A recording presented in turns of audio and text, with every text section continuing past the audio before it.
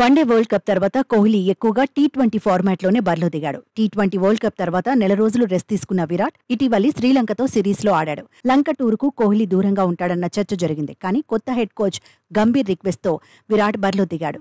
కాకపోతే 3 మ్యాచ్ల్లోనూ నిరాశపరిచాడు. తనదైన ముద్ర వేయలేకపోయాడు. అభిమానులను అలరించలేకపోయాడు. 3 మ్యాచ్ల్లో కలిపి కోహ్లీ 58 పరుగులే చేశాడు.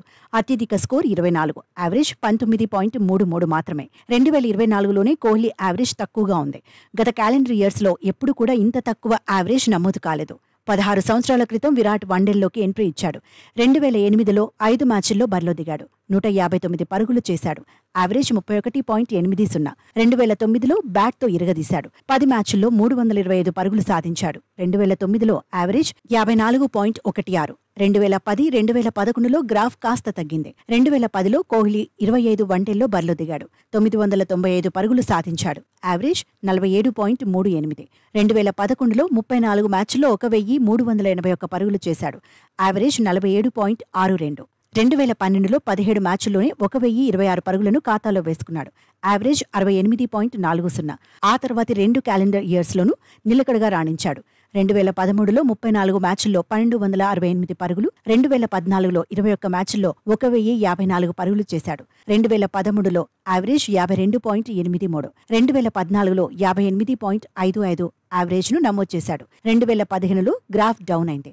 36.64 యావరేజ్ను మాత్రమే నమోదు చేశాడు. 2016లో మళ్లీ విజృంభించాడు. 92.37 యావరేజ్తో 739 పరుగులు సాధించాడు. 2017లో అత్యధికంగా 1460 పరుగులు చేశాడు.